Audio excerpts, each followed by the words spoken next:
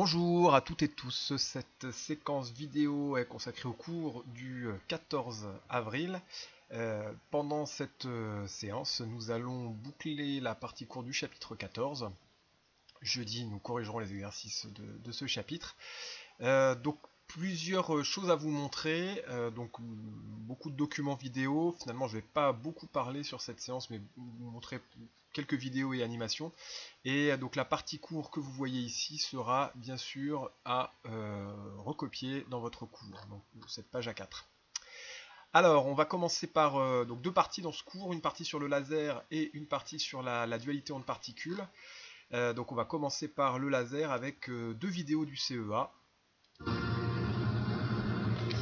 Le laser a modifié en profondeur l'optique grâce à ses propriétés différentes des lumières classiques. Le laser, c'est avant tout une lumière concentrée et ordonnée.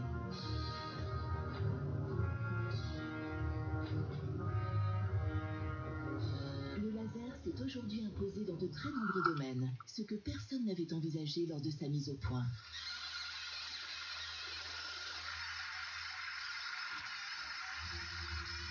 Le mot laser est devenu très courant, mais que veut dire ce mot ?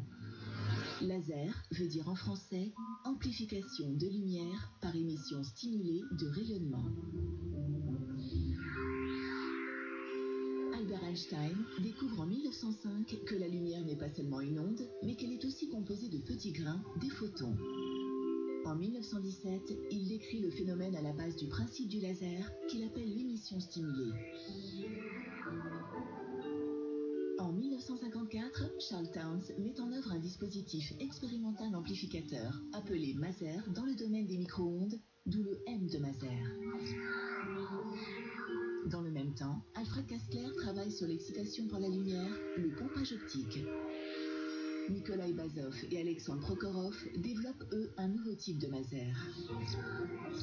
En 1958, Charles Townes et Arthur Chalot théorisent le principe du Maser à la lumière, d'où le L de laser. Et en 1960, Theodore Meyman met au point le premier laser, un laser à rubis. En 1961, Ali Javan, un ancien étudiant de Charles, un autre type de laser, le premier laser à gaz hélium-néon. Les lasers se sont développés très rapidement. Il en existe de toutes sortes. Les plus courants sont les diodes laser.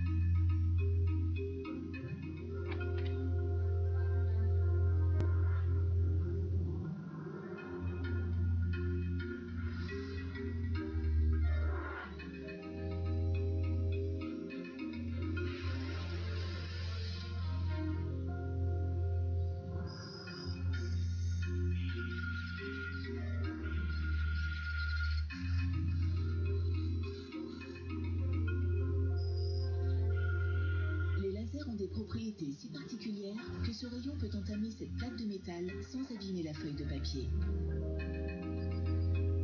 C'est pourquoi on les utilise couramment en médecine pour des opérations de chirurgie.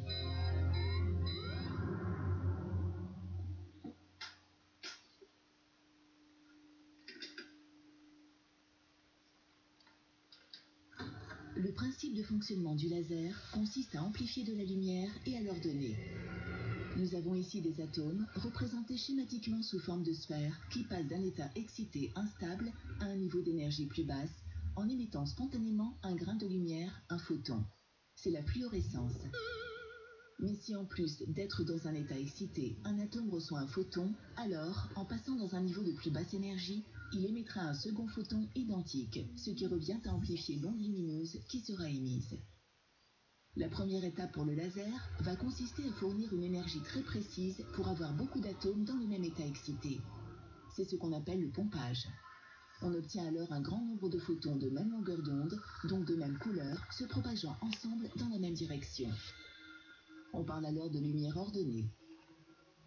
La deuxième étape consiste à placer cet amplificateur de lumière entre deux miroirs. L'onde lumineuse fait des allers-retours, se réfléchit sur les miroirs et à chaque passage dans l'amplificateur, elle se renforce.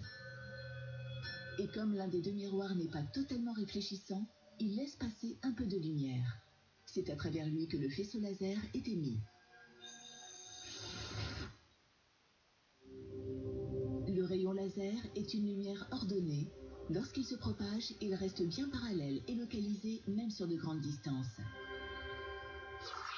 Tous les lasers fonctionnent sur un principe unique, mais les supports amplificateurs peuvent être gazeux, liquides ou solides. On peut utiliser comme solide une pierre semi-précieuse comme le rubis.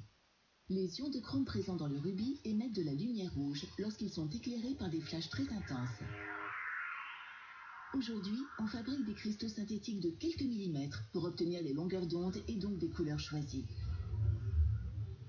En fonction des besoins, on utilisera des lasers qui émettent soit de la lumière visible, soit de la lumière invisible à l'œil nu. Et désormais, certains lasers peuvent produire plusieurs couleurs à la fois, ce qui va permettre d'effectuer des mesures très précises de longueur d'onde comme une règle. Cette règle pourra alors, par exemple, déterminer la longueur d'onde inconnue d'un autre laser. La lumière peut être émise alors sous forme de flash réguliers très brefs qui ne durent aujourd'hui que quelques femtosecondes, c'est-à-dire 1 million de milliards de fois plus court qu'une seconde. Le laser a révolutionné notre capacité à mesurer le temps. La seconde est définie depuis 1967 comme, accrochez-vous, la durée de 9 milliards 192 millions 631 770 périodes de la radiation correspondant à la transition entre les deux niveaux hyper fins de l'état fondamental de l'atome de césium 133. Les horloges utilisées fonctionnent avec des atomes froids, c'est-à-dire refroidis par des lasers. Et ça marche. Cela fonctionne tellement bien que ces horloges ne dérivent que d'une seconde tous les 300 millions d'années. Et pourtant, les chercheurs souhaitent encore améliorer leur précision d'un facteur 10 en développant des horloges optiques avec des atomes de strontium, ici visibles sous forme de nuages bleus dans cette enceinte sous vide.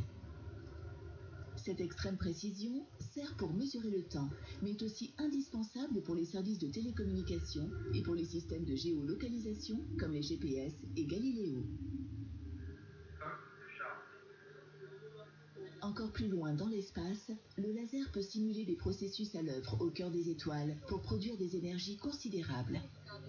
Notamment en augmentant d'abord la largeur d'un ou deux faisceaux laser, puis en les concentrant en un point minuscule pendant un temps très bref dans une enceinte.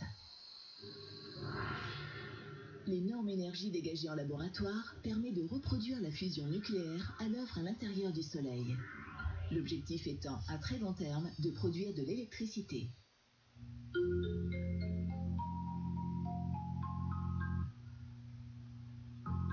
Fax, courrier électronique, photos, vidéos, sons, quasiment toutes les informations échangées transitent sous forme de lumière dans des fibres optiques. Cette lumière est émise par des diodes, les lasers les plus courants. Il résulte d'un empilement alterné de matériaux choisis en couches extrêmement fines. Ce sont des semi-conducteurs qui amplifient la lumière.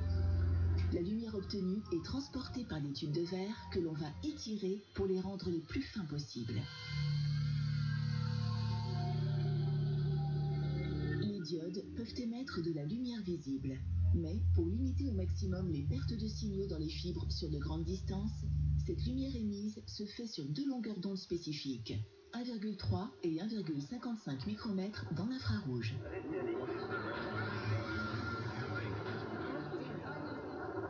L'histoire des lasers est le parfait exemple de l'impact de la recherche fondamentale, non seulement sur la science, mais aussi sur notre quotidien.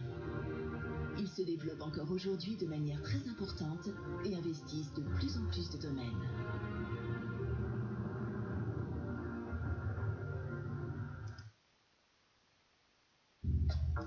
Alors cette deuxième vidéo est issue du laboratoire de Julien Bobroff, donc de vulgarisation de la physique quantique, et donc décrit le principe de fonctionnement du laser et en particulier l'inversion de population et l'émission stimulée. On en reparlera juste après.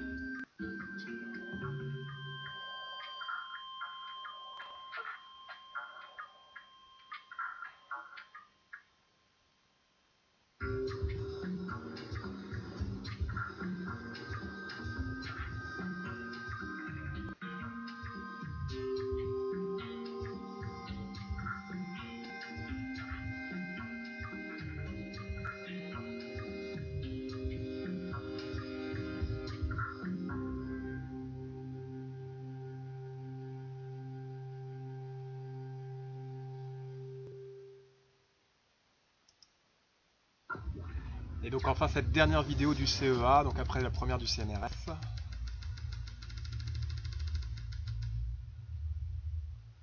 Je peux lire les DVDs et les codes barres.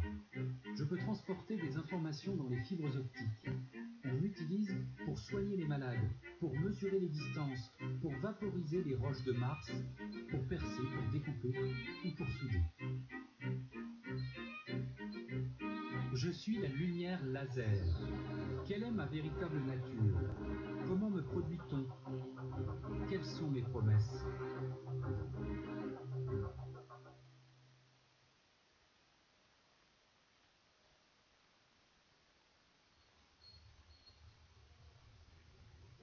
Lumière, c'est une onde, comme celle qui se propage sur la surface de l'eau d'une fontaine après la chute d'une feuille. Mais la lumière n'est pas une simple onde à la surface d'un liquide, c'est une onde de champs électriques et magnétiques qui se déplacent ensemble dans l'espace. La lumière est une onde électromagnétique. De la même façon qu'il y a de grandes houles, les vagues et les vaguelettes, il y a une très large gamme de longueurs d'ondes électromagnétiques. Au-delà de 30 cm entre deux crêtes, ce sont les ondes radio. Viennent ensuite les micro-ondes, avant les infrarouges. La lumière visible est comprise entre 0,7 et 0,4 microns. Puis ce sont les ultraviolets, les rayons X et enfin les rayons gamma. Pour émettre une onde électromagnétique, il faut qu'une particule chargée comme l'électron d'un atome change de trajectoire. Dans le monde de l'infiniment petit, les particules n'ont pas une place bien définie dans l'espace. Elles sont seulement plutôt ici et elles forment une sorte de nuage de positions possibles. Les nuages électroniques autour du noyau ont des formes différentes dont seules certaines sont permises par la nature. On appelle ces formes des orbitales atomiques. Lorsqu'on amène de l'énergie aux atomes, c'est-à-dire lorsqu'on les excite, les nuages électroniques prennent une de ces formes d'orbitales possibles. Mais les atomes excités tendent toujours à revenir vers des orbitales plus stables. Il leur faut alors évacuer l'énergie en trop en émettant une onde électromagnétique dont la longueur d'onde dépend de la différence d'énergie entre les deux orbitales. De la même façon que la chute d'une feuille dans l'eau crée des vagues dont l'énergie suffit à déplacer un bouchon un peu plus loin, les électrons qui changent d'orbitale émettent des ondes électromagnétiques dont l'énergie peut déplacer d'autres électrons situés à distance. C'est ainsi que les ondes produites par le mouvement d'électrons des atomes d'une antenne émettrice peuvent permettre de mettre en mouvement les électrons d'une antenne réceptrice. Et c'est en récupérant le signal électrique provoqué par le mouvement de ces électrons que l'on peut regarder la télévision.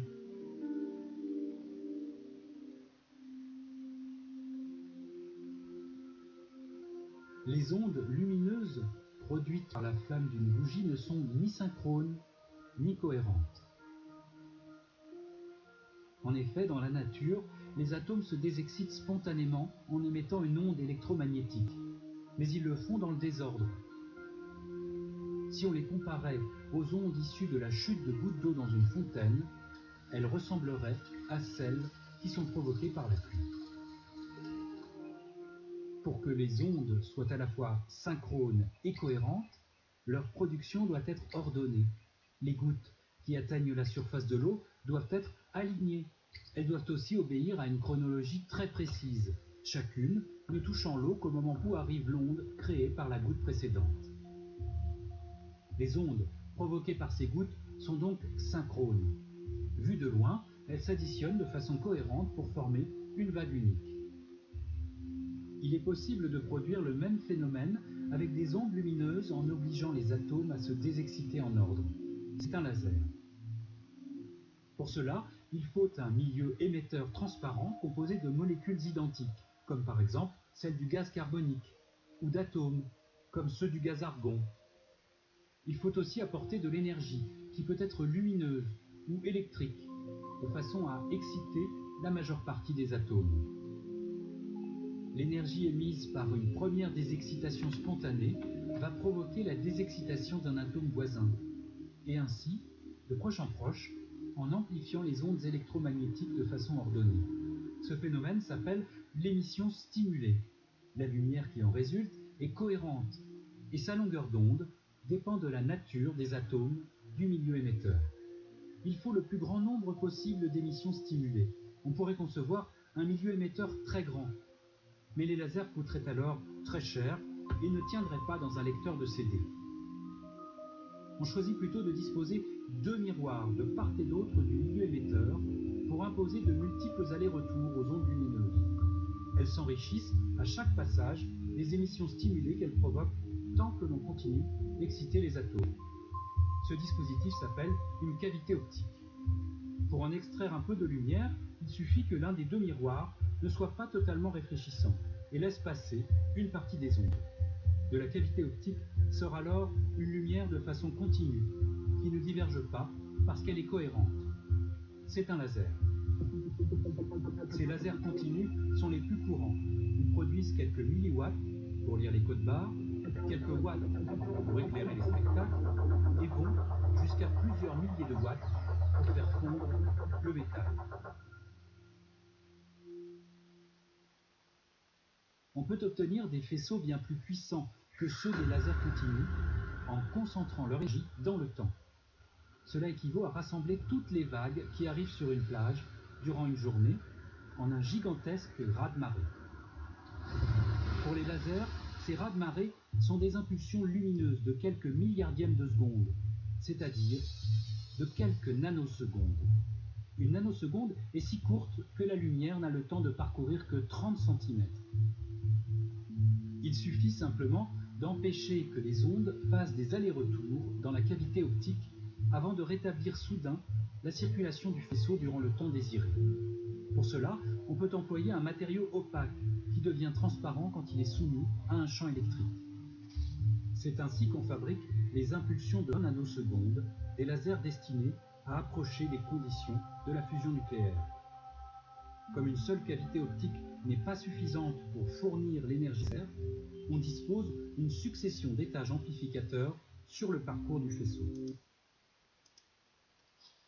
Alors, on va revenir un peu sur ce qui a été dit dans ces différentes vidéos. Donc, le mot laser, c'est un acronyme, c'est l'acronyme de Light Amplification by Stimulated Emission of Radiation. Donc, c'est une expression qui, en français, veut dire que la lumière est produite par une émission stimulée, enfin, l'amplification d'une émission stimulée.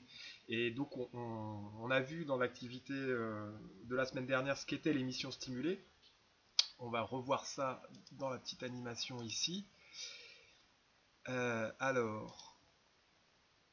Donc l'expression à laser signifie que le mode de production de cette lumière, c'est ça, c'est l'amplification de la lumière par émission stimulée de rayonnement. Donc l'émission stimulée, on va le revoir ici. Donc juste avant, on revient sur les propriétés du laser.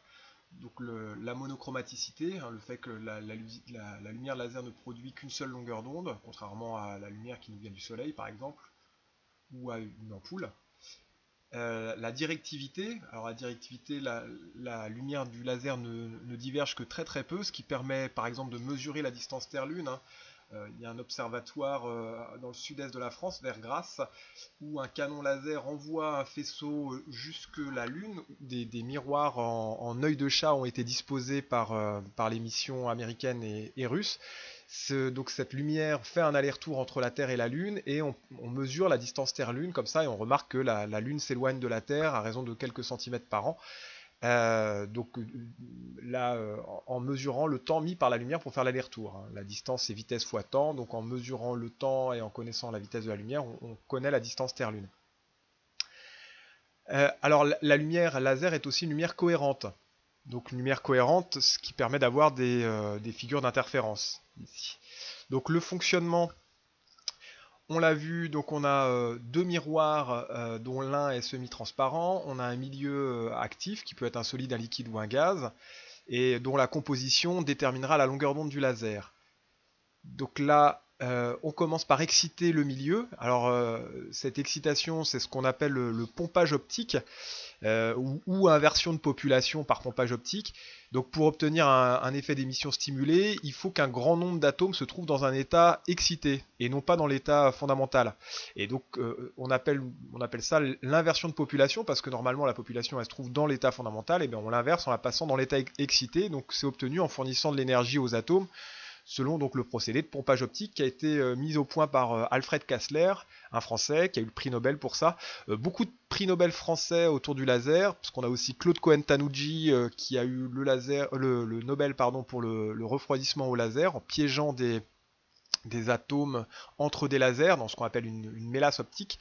Et plus récemment, Gérard Mourou a eu aussi le prix Nobel pour le laser femtoseconde. Donc en fait, on concentre toute l'énergie du laser dans un temps très très court, donc de l'ordre de la femtoseconde, donc 10-15 secondes. Donc là, l'émission stimulée, voilà, on en parlait. Alors avant de parler de l'émission stimulée, on va rappeler le principe de l'absorption ici, donc avec un spectre de ray d'absorption. Donc l'atome reçoit de l'énergie, passe dans un état excité et absorbe donc la longueur d'onde qui correspond à l'énergie qui permet de passer du niveau E1 au niveau E2, hein, souvenez-vous. L'énergie est égale à hc sur lambda, donc là l'énergie du photon qui va être absorbée, c'est l'énergie du photon qui correspond à E2 moins E1, qui permet donc de passer de l'état E1 à l'état E2, c'est ce qu'on voit ici. Donc quand cet atome est dans un état excité, spontanément il va se désexciter et émettre un photon d'énergie E2 moins E1, donc d'énergie h nu égale hc sur lambda égale E2 moins E1. Donc là on a les spectres de ray d'émission. Mais si on a positionné un ensemble d'atomes dans un état excité et qu'on envoie un photon qui a exactement la bonne énergie, c'est-à-dire l'énergie correspondant à la différence entre les deux niveaux d'énergie E2 et E1, eh bien on va produire deux photons clones l'un de l'autre avec des caractéristiques identiques, même fréquence, même longueur d'onde, ils seront en phase et ils auront la même direction.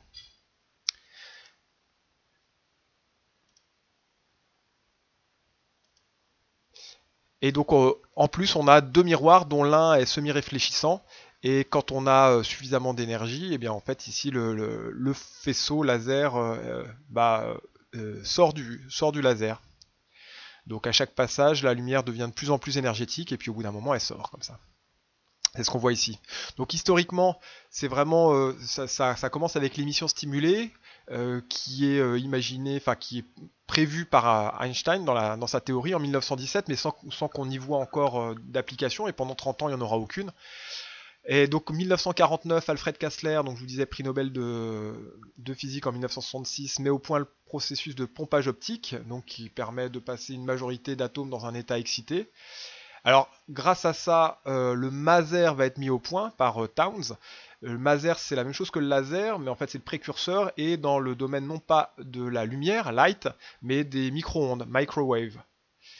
Donc, 1960, Theodor Meiman met le premier laser au point, et bien ensuite, les lasers évoluent. 1969, première mesure de distance Terre-Lune avec les miroirs en œil de chat. 1975, l'imprimante laser. 84, le laser à rayon X, le CD. Et puis ensuite DVD, Blu-ray. Alors les lasers, donc je vous le disais, ils ont comme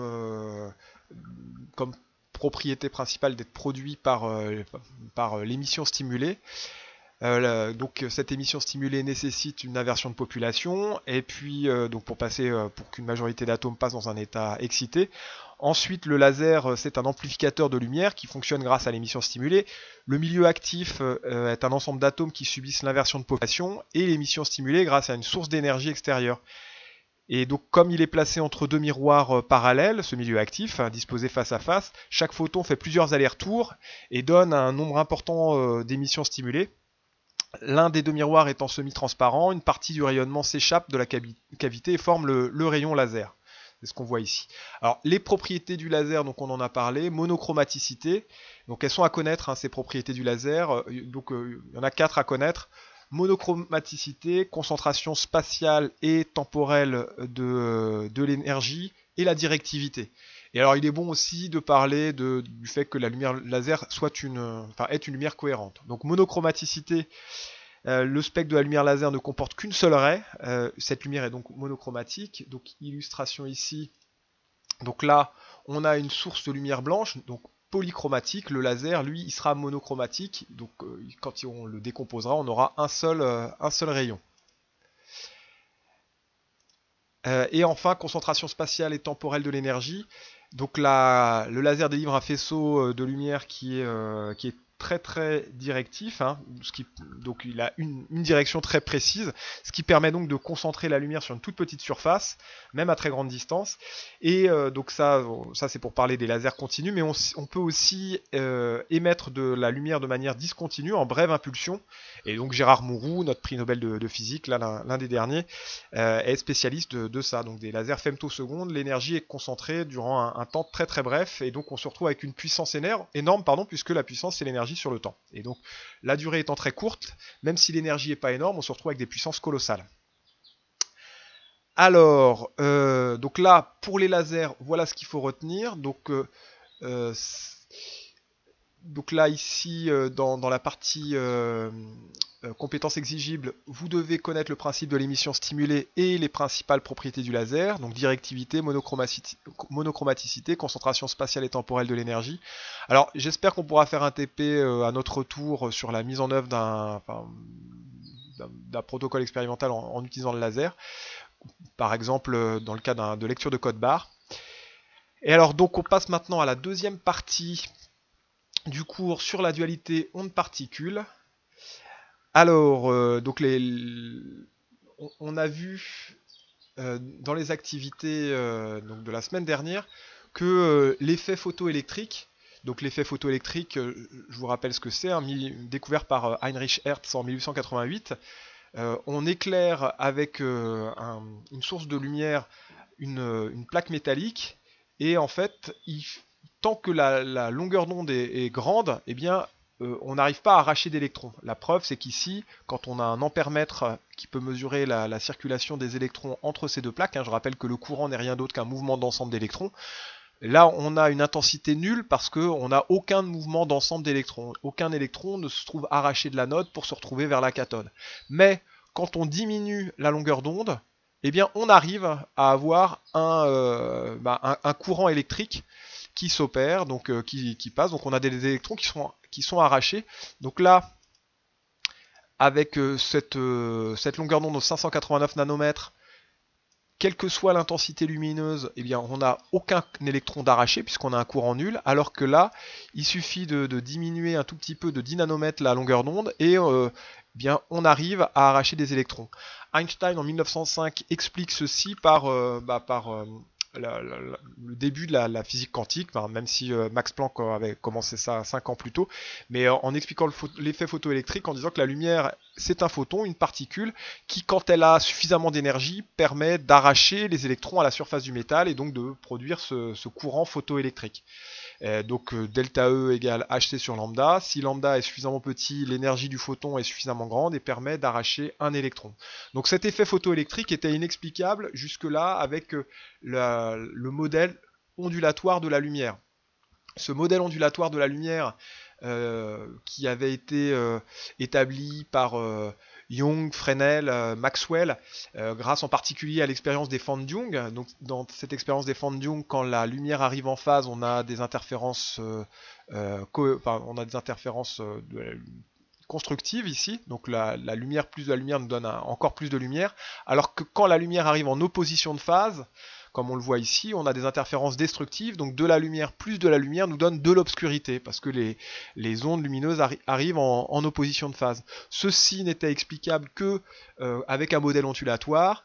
L'effet de seuil photoélectrique n'est explicable que par un modèle particulaire, donc Einstein en 1905 unifie les deux modèles pour la lumière, et donc on considère que la lumière se comporte parfois comme une onde, parfois comme une particule.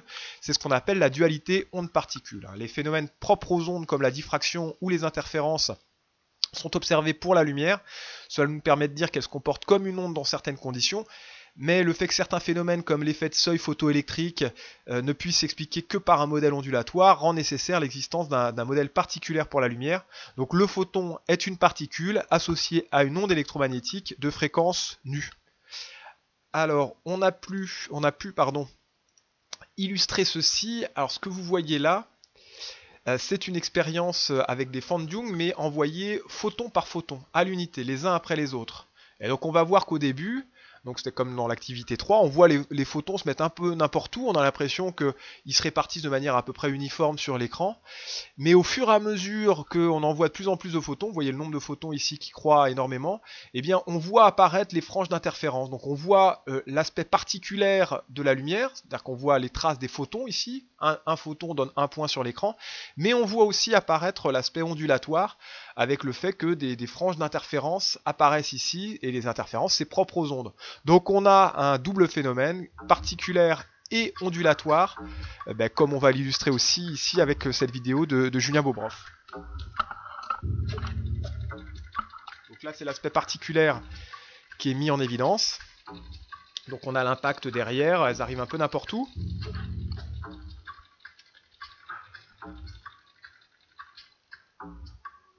Donc ensuite l'aspect ondulatoire. Donc là on a la lumière qui se comporte comme une onde. Et donc on va voir sur l'écran, vous le savez, une figure d'interférence, interférence constructive quand les ondes arrivent en phase et destructive quand elles arrivent en opposition de phase. Maintenant quand on prend un objet quantique quelconque, donc qui se comporte à la fois comme une onde et comme une particule, ce qu'on appelle la dualité onde-particule, eh bien quand on en envoie peu, on a l'impression que les particules se mettent un peu n'importe où, comme tout à l'heure, comme une particule normale. Mais en fait, quand on en envoie suffisamment, on voit que se forme une figure d'interférence. Et alors, ici, si on met un observateur pour voir, donc avant le passage des fentes, un observateur qui va détecter par quelle fente passe notre particule ou notre particule microscopique, donc notre onde particule ici, puisque nos particules se comportent comme des ondes et nos objets microscopiques, nos objets quantiques se comportent comme des ondes et comme des particules. Eh bien, ce qui se passe, c'est qu'on a ici un phénomène qu'on qualifie de décohérence ou de réduction du paquet d'ondes ou d'effondrement de la fonction d'onde, c'est-à-dire que juste avant l'observateur ici, l'objet quantique se comportait comme une onde, et arrivé ici, eh bien c'est comme si elle arrivait sur l'écran, c'est-à-dire qu'elle a juste avant l'observateur un éventail de possibilités énormes, des probabilités de présence un peu partout, mais le fait d'avoir un observateur ici fait qu'on a une réduction du paquet d'ondes et qu'elle se réduit en une seule possibilité, donc elle ne passe plus que dans une seule fente. On va en reparler un tout petit peu après.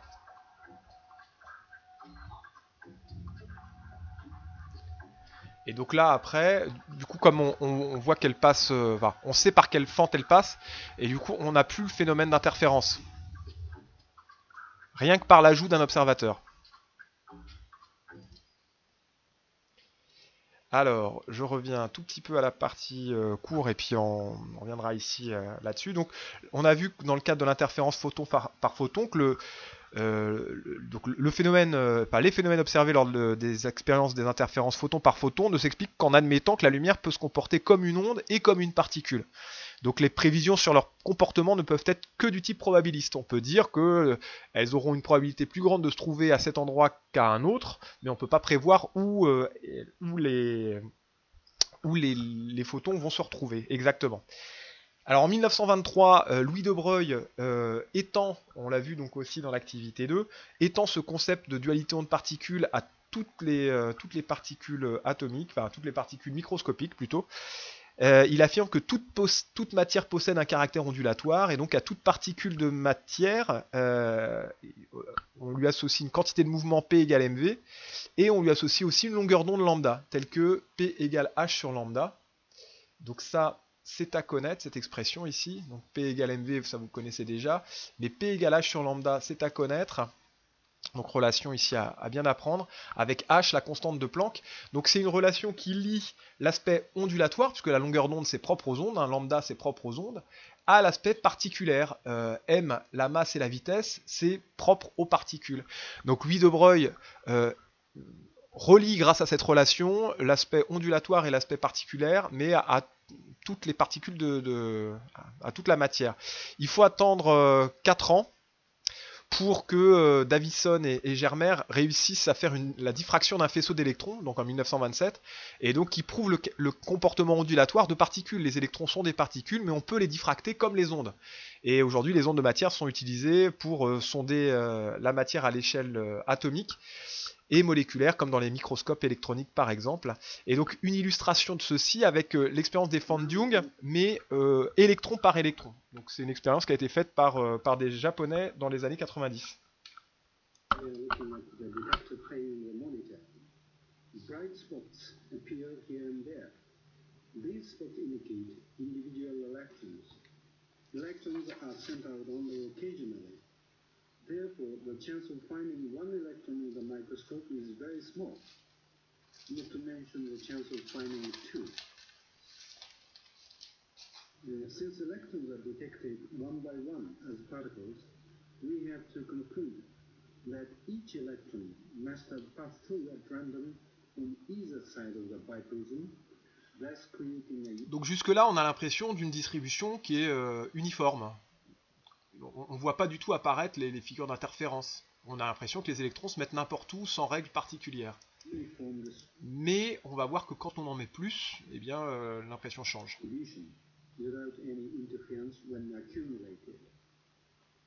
Under such conditions, do electrons form a uniform distribution? But look, we begin to see some fringes in the perpendicular direction that looks like interference fringes. Since this experiment lasted for more than 30 minutes, I have sped the movie up. Interference fringes are now clearly visible. Donc là, on voit bien apparaître les franges d'interférence, ici, qu'on n'avait pas tout à l'heure. Donc l'aspect ondulatoire de l'électron est mis en évidence par ces franges d'interférence. L'aspect particulaire, parce que chacun des points qu'on voit ici, c'est un électron, une particule qui est arrivée sur l'écran. Et donc là, la même chose, mais avec une molécule beaucoup plus grosse. Sa masse molaire, c'est de l'ordre de 524 grammes par mol. C'est une molécule de phthalocyanine, c'est un colorant. Donc chaque point correspond à une des molécules qui arrivent sur l'écran. Et donc on voit apparaître assez vite des figures d'interférence ici. Donc close-up, donc on zoome d'un peu plus près pour voir ce qui se passe. Donc chaque point est une molécule de phthalocyanine qui arrive, et puis au bout d'un moment, quand on en a suffisamment, eh bien on voit apparaître les figures d'interférence avec des franges claires et des franges sombres.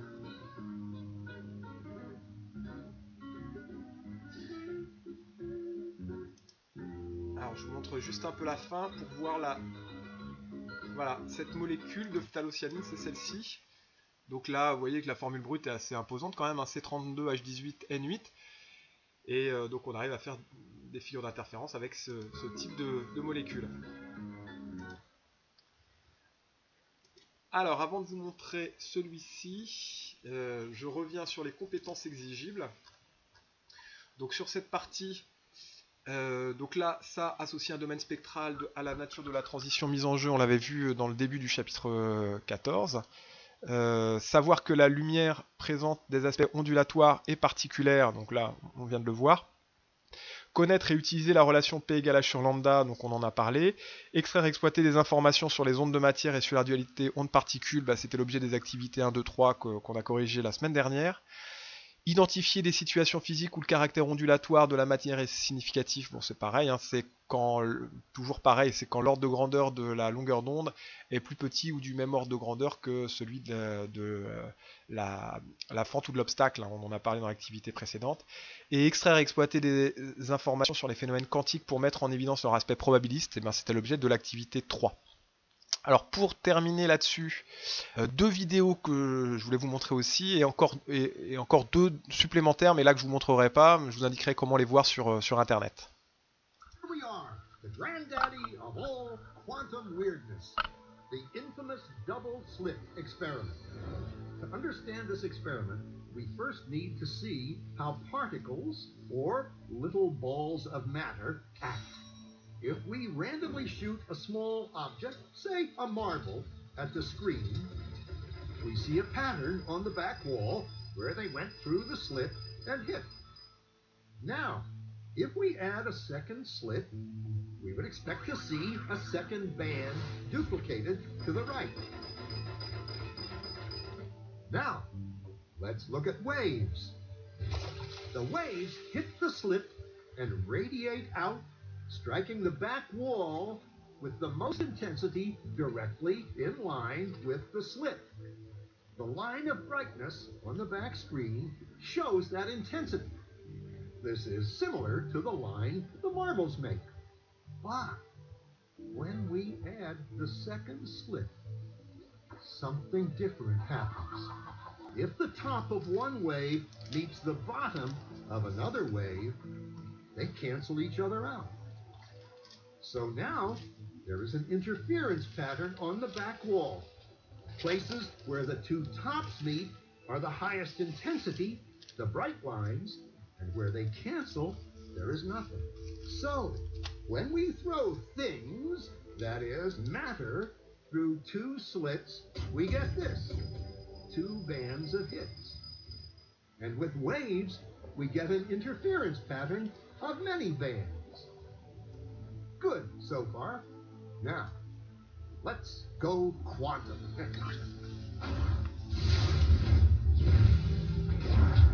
An electron is a tiny, tiny bit of matter, like a tiny marble. Let's fire a stream through one slit. It behaves just like the marble, a single band. So, if we shoot these tiny bits through two slits, we should get, like the marbles, two bands. What? An interference pattern. We fired electrons, tiny bits of matter, through. But we get a pattern like waves, not like little marbles. How? How could pieces of matter create an interference pattern like a wave? It doesn't make sense. But physicists are clever. They thought, maybe those little balls are bouncing off each other and creating that pattern. So, they decide to shoot electrons through one at a time. There is no way they can interfere with each other. But after an hour of this, the same interference pattern is seen to emerge. The conclusion is inescapable.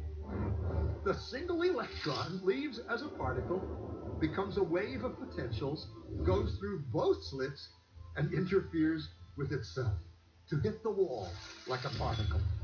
But mathematically, it's even stranger. It goes through both slits, and it goes through neither. And it goes through just one, and it goes through just the other. All of these possibilities are in superposition with each other. But physicists were completely baffled by this.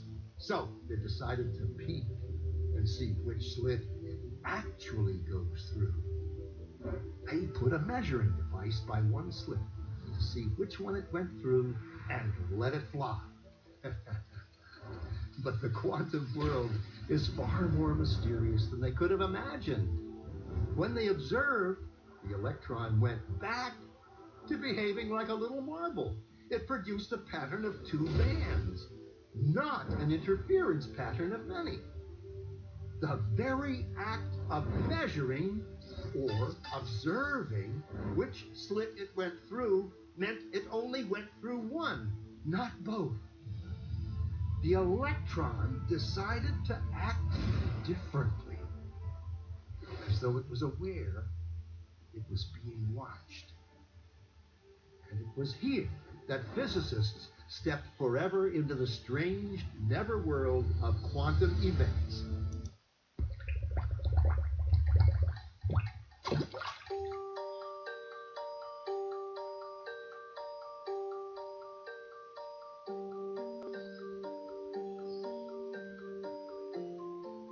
Et tout d'abord, la lumière. Est-elle une onde ou une particule? La question s'est posée dès l'époque de Newton. Elle a divisé le monde scientifique jusqu'aux expériences décisives du XIXe siècle, confortant l'hypothèse ondulatoire. L'une des plus célèbres est celle de Thomas Young en 1802. Un faisceau de lumière qui passe à travers deux fentes parallèles produit des interférences sur l'écran. L'alternance de bandes sombres et de bandes claires est révélatrice du phénomène ondulatoire. Les ondes se superposent en opposition dans les bandes sombres, en phase dans les bandes claires. À la fin du XIXe siècle, la question semble définitivement réglée.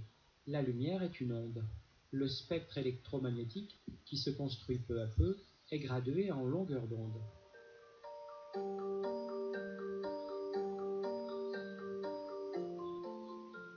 Mais en 1905, Einstein cherche à expliquer l'effet photoélectrique, une émission d'électrons par une plaque métallique exposée à la lumière. À la lumière, mais pas n'importe laquelle. Pourquoi une lumière bleue est-elle capable d'extraire les électrons du métal, mais pas une lumière rouge, même en augmentant et augmentant encore son intensité?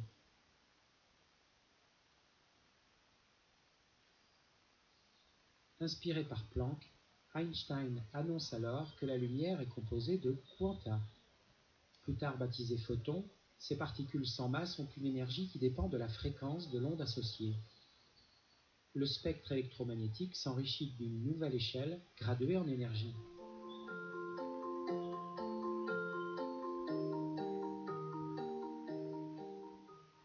Mal reçue au départ, l'idée des quantas de lumière est mieux comprise en 1913, quand Niels Bohr établit son modèle atomique avec ses niveaux d'énergie quantifiés. À gauche, un photon électrique. À droite, un électron lié au métal.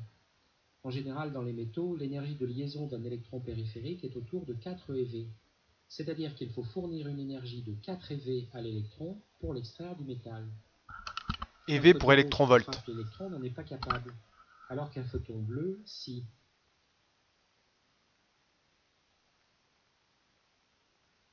Le trop-plein d'énergie se retrouve en énergie cinétique de l'électron éjecté, qu'on appelle souvent photoélectron.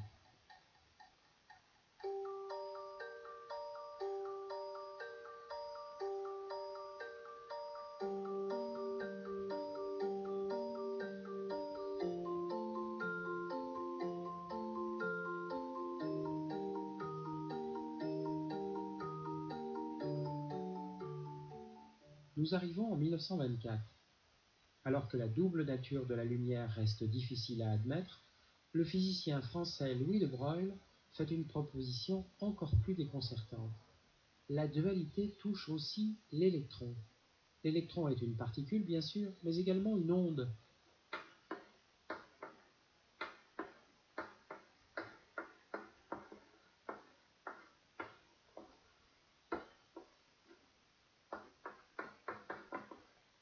La dualité onde-particule de l'électron va très vite trouver sa confirmation expérimentale, car si l'électron est une onde, pourquoi ne pas traiter un faisceau d'électrons comme un faisceau de lumière?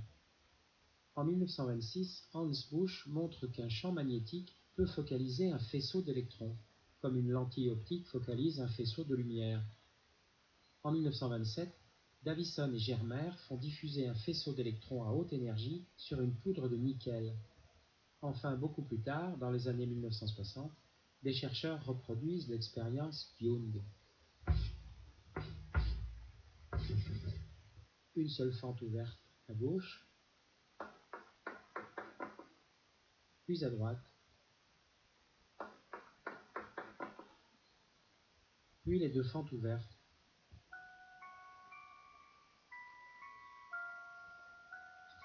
Si les électrons se comportaient comme des balles de fusil, on verrait deux zones d'impact bien séparées. Au début, les points d'impact sont aléatoires. Impossible de prédire l'endroit où un électron va frapper l'écran.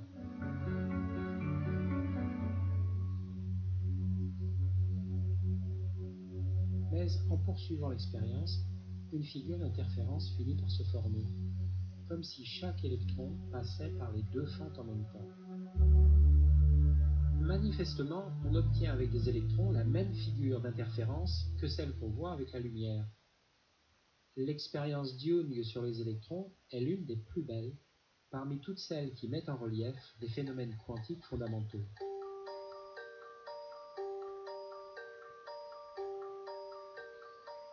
Lorsqu'il focalise un faisceau d'électrons avec une bobine électromagnétique en 1926, Hans Busch contrôle la trajectoire des électrons. L'idée du microscope électronique paraît alors évidente. Il y a une vraie analogie entre le microscope optique, bien connu, et le microscope électronique. C'est un jeu de lentilles qui permet de focaliser les photons et d'assurer le grossissement. Dans le microscope électronique, les photons sont remplacés par des électrons et les lentilles de verre par des bobines magnétiques. C'est le physicien allemand Ernst Puschka qui le construit en 1931. Le microscope électronique arrive à point nommé pour prendre le relais du microscope optique, dont la résolution est limitée par la longueur d'onde de la lumière. Le pouvoir de résolution de l'électron est plus de 600 fois supérieur au photon. La longueur d'onde théorique du faisceau d'électrons est de l'ordre de 0,002 nanomètres. En réalité, la résolution d'un microscope électronique est de l'ordre de 0,1 nanomètre à cause de certaines aberrations des lentilles magnétiques. Le microscope électronique permet de voir des virus, des molécules et même, depuis peu, des atomes.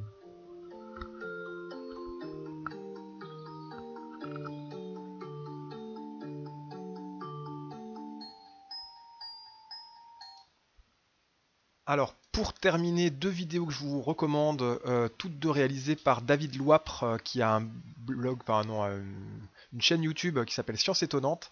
Donc David Loipre est docteur en physique. Et donc la première, c'est la plus belle expérience de toute la physique. Donc c'est justement l'expérience des fans de Young, mais photon par photon ou électron par électron. Donc c'est cette vidéo-là. Bonjour à tous, aujourd'hui on va parler de la plus belle expérience de toute la physique. En tout cas celle qui a été élue comme telle en 2002 par les lecteurs du magazine Physics World.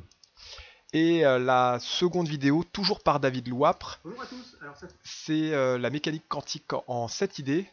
Donc vous trouverez ces deux vidéos très facilement sur YouTube et ça clorera bien ce chapitre-là. Donc pour jeudi, vous avez des exercices à faire, je vous ai mis ça sur le NT. Jeudi sera une séance de correction de ces exercices et en espérant que jeudi sera notre dernière séance confinée puisque on se retrouvera, j'espère, après les vacances, mais physiquement cette fois-ci.